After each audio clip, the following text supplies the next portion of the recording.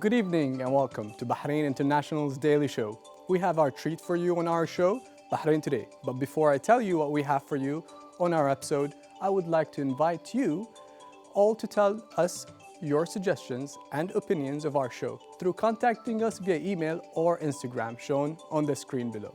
In today's episode, we will highlight an outstanding athlete who brings discipline and commitment through sports and also is Mohsen Fali, the founder of Discipline Academy, in addition to another accomplishment, made the University of Bahrain with a special guest here with us. All this and more on Bahrain Today. Stay tuned.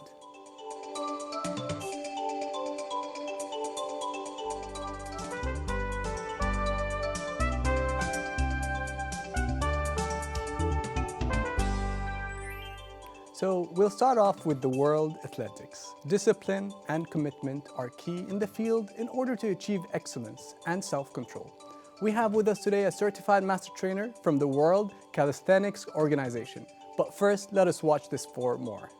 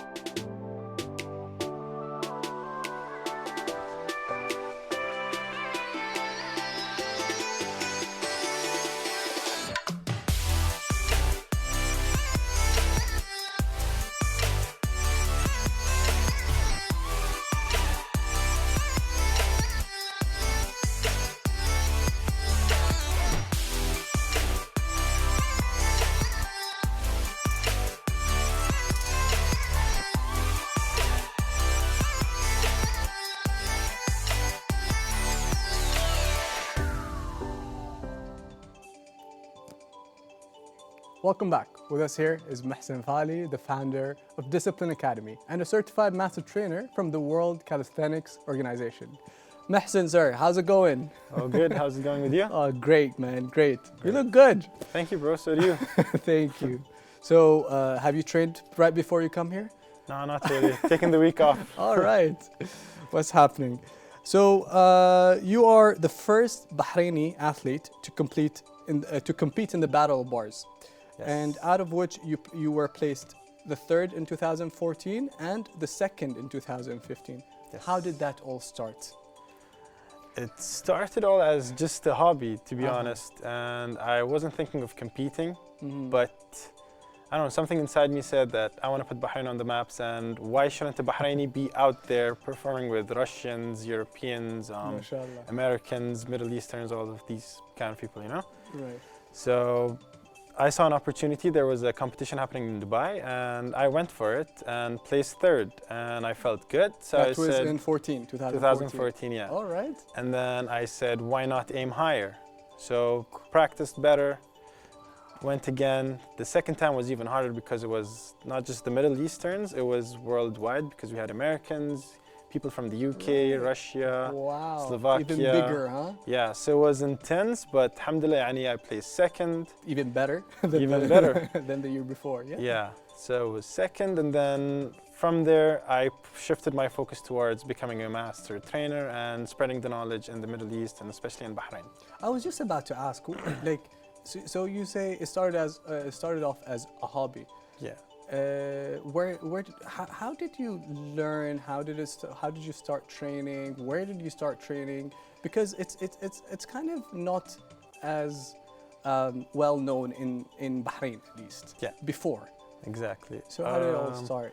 Started on Instagram, and I was just seeing people do these cool tricks. So I was like, what can I do? And started YouTubing, and then found out that, oh, this sport is called calisthenics. And started digging deeper, just doing more push-ups, more pull-ups, until the World Calisthenics Organization decided to come to Kuwait. And I wanted to fly out to get a certificate, but I couldn't afford it. So I had to stay back a couple of months and wait for the next one that happened in Dubai, collected some money, went there, and got my first level 1 certificate.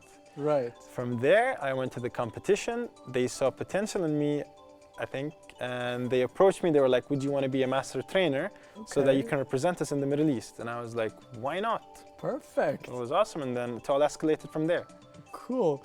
And how did you become a professional calisthenic athlete and trainer? Is that the story? Yeah. Okay. In short. In short. Can you give it to us in a bit longer? A bit longer was, well, the first competition was just a bluff and ended up going well. So Kenneth Galarza, actually the vice president of the World Calisthenics Organization, guided me and taught me a lot of what I know today to become who I am, which is the professional athlete, the master trainer that I am today. Cool.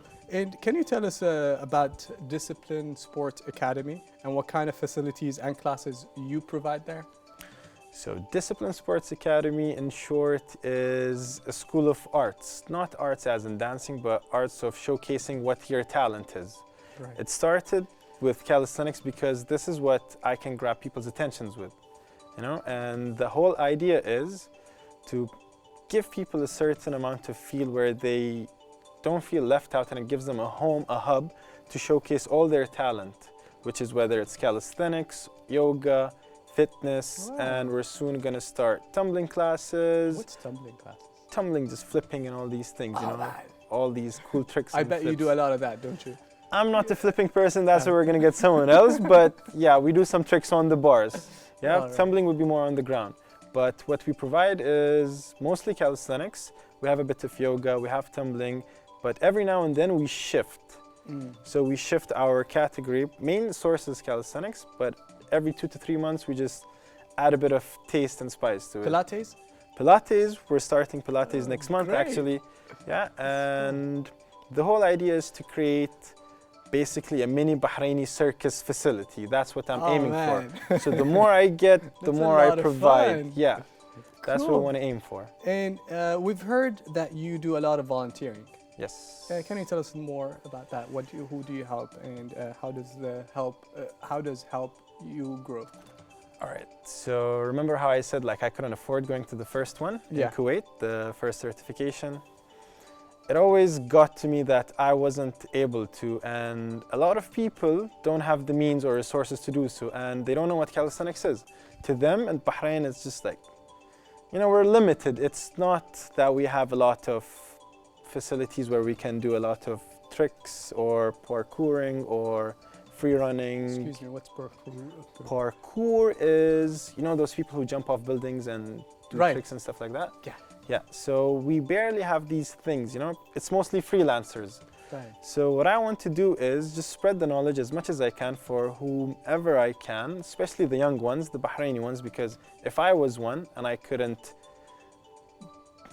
didn't have the proper vision, I guess, or the proper guidance, that's the word, why should the rest have that? So if I have all the means now, I want to spread it as much as I can, because every Bahraini deserves it, instead of just sitting down at home, not knowing what to do. Well, thank you for that. And what do you do to spread the knowledge of calisthenics? Perform shows, a lot of shows, as much as we can.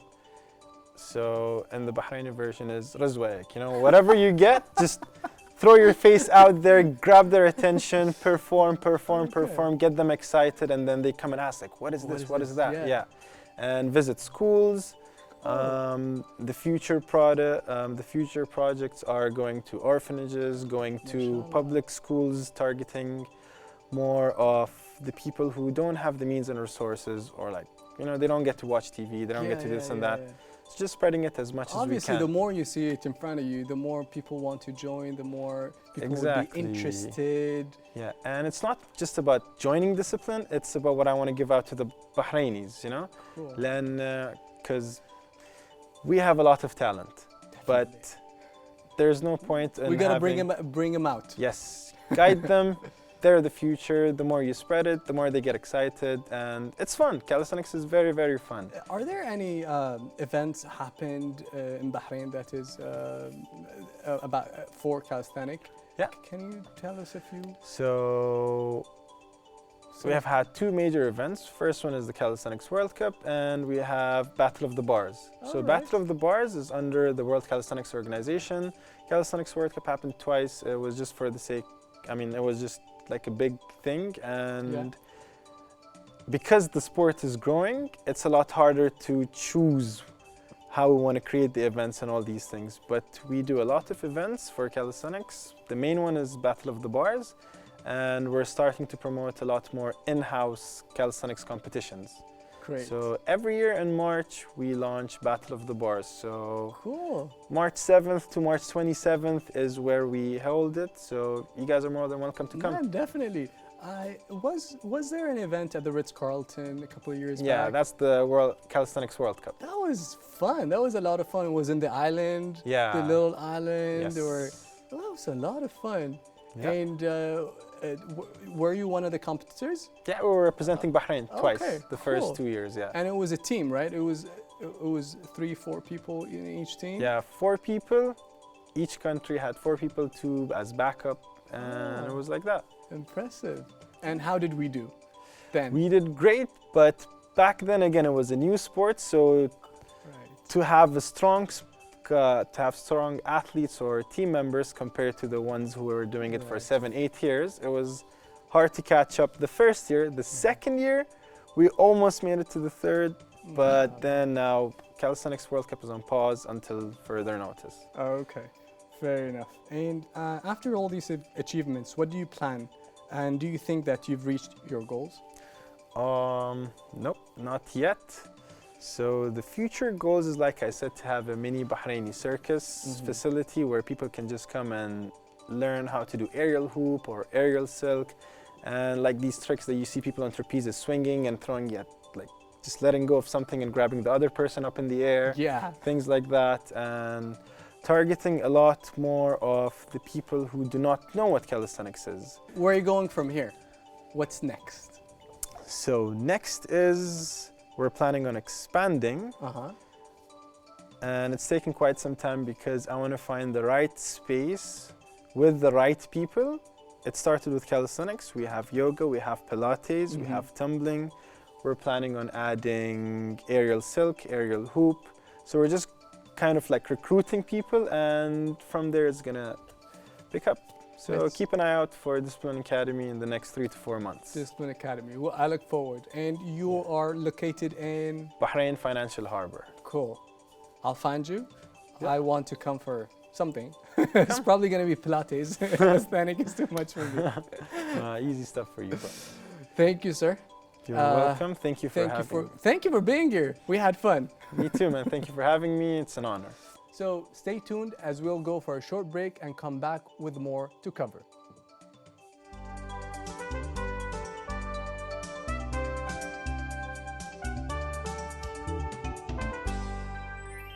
And now moving to an outstanding achievement made by the National University, University of Bahrain.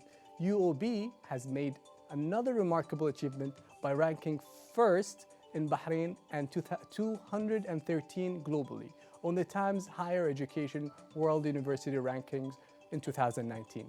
The university has also been ranked in the 23rd position in the Arab world on the QS Arab University Ranking, jumping up 19 spots in less than 4 years. Let's watch this report for more.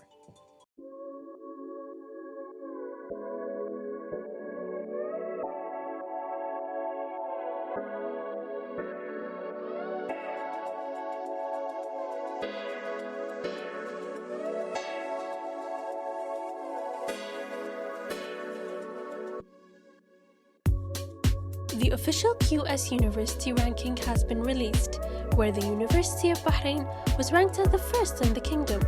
The University of Bahrain was also ranked as number 23 out of 1,200 Arab universities, which represents a 2-position improvement from last year's ranking.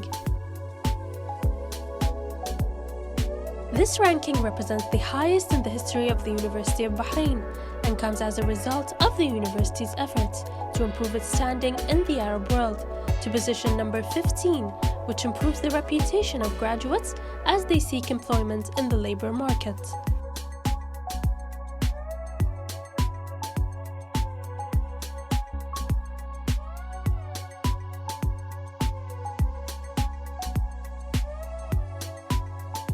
The university is committed to exert more efforts into achieving a higher international status, and these efforts are being made to push in that direction, including the adoption of the latest technologies to keep up with the digital economy, the use of artificial intelligence, and business leadership.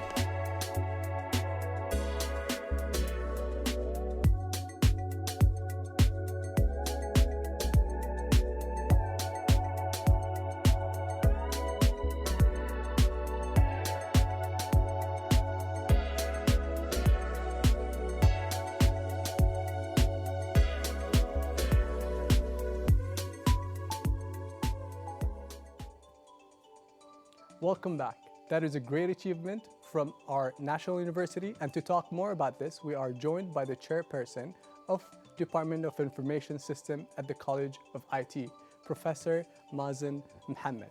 Professor, thank you for being here. Thank you for joining us here. How are you? I'm good, thank you. How are you? I'm great, I'm good. So Professor Mazen, tell us about the importance of this ranking and how did UOB achieve it? So the ranking is a reflection of the academic performance of universities. Yes. So governments, parents, students, and even policymakers use these rankings to shape an opinion about the quality of the education systems of the institution. Wow. So the ranking, we've achieved 23rd out of 1,200 universities, Yes, which is actually a testament of the quality of work that has been done. 2,300. 1,200. 1,200, yeah. Universities. So it's a testament of the quality of work that we're doing at the University of Bahrain. Yeah. So UOB was in the 40s ranking and jumped around 19 places in only 4 years. How Correct. did you achieve such a big leap? So University of Bahrain is setting a benchmark on what could be achieved in such a short span of time. So we have a lot of universities that have approached us and we're inquiring how can you achieve such a achievement in such a short span of time. Right. So it all starts with a leadership vision and top management support. So the top management or the leadership of the university, they set up a transformation plan in 2016. Right. And these transformation plans include some strategic pillars, 7 of them. Okay. And what happens is there are certain goals and KPIs that has been developed at the top level. This gets aligned or cascaded down to the colleges and departments. Mm-hmm. And the colleges and departments, they develop initiatives which are aligned with the national, international, and regional opportunities. But at the same time, they're keeping in mind the industry needs. Right. So we've developed actually over the past 3 years, 16 or 17 new programs. MashaAllah. And we are the first university in the MENA region to issue certifications on blockchain. Blockchain. That's impressive. So That's any good. student anywhere can view his certificate or he can share his certificate to employ university over blockchain. It's tamper-free. You cannot modify changes. As you know, there's now fraud and other issues. Right. Yeah, and also we've initiated a foundation program. Foundation program. Program which bridges high school students to the academic programs So It's great. it's a 1-year program which includes English, math, and IT. We also have a few initiatives with Amazon. AWS. AWS, correct? Oh, right. Yeah, and Microsoft, Huawei, and other organizations. That's great. That's great. And how does the university work with its partners to develop the skills of Bahraini talents? So what we look as a university is for strategic partnership. Yeah. So there are various types of partnership. So as a university, we, in terms of partnership for research and development, we have partnership with University of Oxford, Mashallah. University of Labra, Shanghai University, University of Melbourne. Most of them is for research. And when our faculty members and their faculty members work on research, we exchange expertise. Wow. And this expertise gets translated or transferred in the classrooms where we can upskill our students. We also have other partnerships, also partnership with the public and private sector, all to understand the skills of the market. As you're aware now, we cannot work in isolation. Definitely not. Yeah, you have to work in, within your, with your stakeholders to develop programs or understand what they need. Definitely. Yeah, that's good. And what are your future to further develop the university and its facilities? Future plans? So as a university, we can build on the success that we've achieved currently, and we have a lot of programs that are in the pipeline. For instance, we have a bachelor's program in cybersecurity and a bachelor's program in data analytics that we are planning to introduce by September 2020. So these will be one of the first of its kind in the region. We also have plans to update our facilities. In what way? We have new labs, a lab for artificial intelligence and AI. We've already developed one, and we're planning to develop further other labs. And we also are working with Amazon Web Services, AWS, to have the first KIC Cloud Innovation Center in Bahrain. Yeah, I'm looking forward for that. I want my AWS to be even faster. So they will have 3 of their staff members on the campus. Always. Correct, on a part-time basis. They will look at government sector challenges, and they will have students to address those challenges. So what this helps is build innovation, solve problems, and it creates entrepreneurship skills of students. Wow, that's great. And you think will be so you said 3 members from AWS will be working in your campus. Will be on the UOB premises. And will they hand over everything to you afterwards, you think? I think it's a collaborative effort. So one of our staff members also will be with AWS staff. They will work in collaboration with our staff members and students. They are more of facilitators, mentors on how we could use their technologies to build solutions for the public sector. Okay, and when are they launching, or when are you launching? Hopefully by March 2020. Okay, that's very soon. That's good. And how do you assess your success, especially with the rapid developments in the technology fields? That's a great question. So with any education institute, your success is on the quality of your students or graduates. I agree. So we pride ourselves that last year we're the top 2% or 5% of the indicators of the QS. There is something called employer reputation. Employer reputation. Okay. So what happens is employers, they rate the quality of our graduates based on their experience. So we are among the top universities, and in the Arab region we're also among the top 2%. All right. Yes, so among 2%. That's 2%. That's impressive. That's great. And would you like to add anything before we conclude this segment? I would like to thank you and congratulate everybody. Definitely. And I think it's a proud moment for Bahrain. Yes, it's not just achievement for the university, it's an achievement for the whole Bahrain. It definitely is. Thank you for being here, Professor. We appreciate your time. Thank you very much for having me. Thank you. Guys, I'll leave you now with Yasmin for our pop culture segment.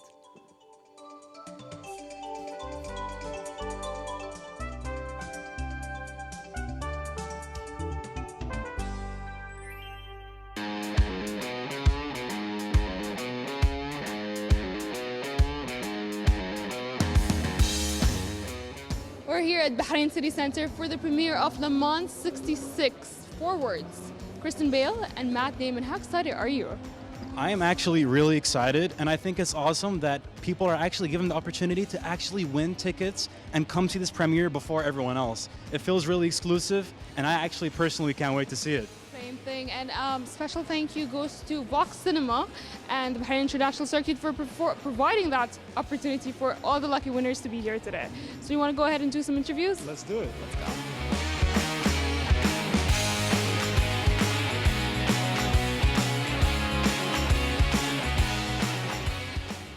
Well, I think, for us at the racetrack, there's only a few times where you see a movie come out that's so close to what you do. So to celebrate the win of 1966, the World Endurance Championship is coming to Bahrain in December, and Le Mans and the ACO that run and host Le Mans are close to our hearts. We've been hosting the WEC for a number of years, and we said that this is an important time to link the two, the circuit and also what looks to be like an amazing movie, and do a premiere with our friends at the cinema.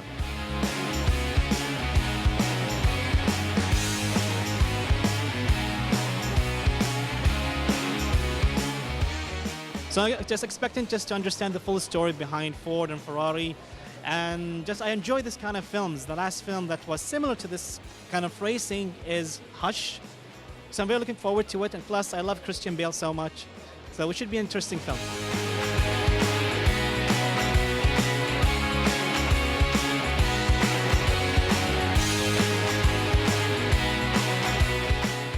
Well, when you talk about what makes it today special, I think, is to have a movie that is involved with racing. And racing is, I think, one of biggest sports that we have in the world, with a lot of fans. And definitely it's a great thing that in Bahrain we have the Bahrain International Circuit that offers this experience to everybody and the joy to everybody. So we have today the movie Le Mans 66. We have a big cast. These type of very high quality movies with big production budgets and huge and lovely actresses like we have Matt Damon and Christian Bale. You do not usually find movies like this, and it takes a few years to get a movie with this quality, with this experience, with the picturing and quality in the production of a movie like this. So it's always great to have a movie like this, to have a premiere for a movie like this. This experience comes only once every few years, and today I think it's a lovely experience for everyone to see this lovely movie.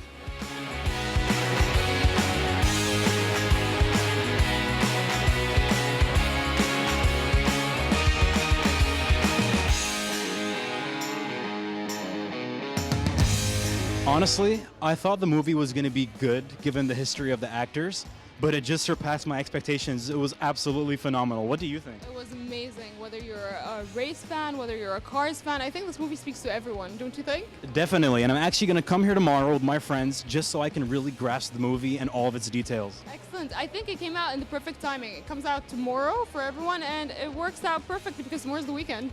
So I think everyone should include it in their agenda. Special thanks goes to Vox Cinema and Bahrain International Circuit. And that's it. Thank you so much. Make sure to watch the movie. Goodbye. And that is all for this evening. We thank all the guests who were with us today, and we will see you next in Bahrain Today.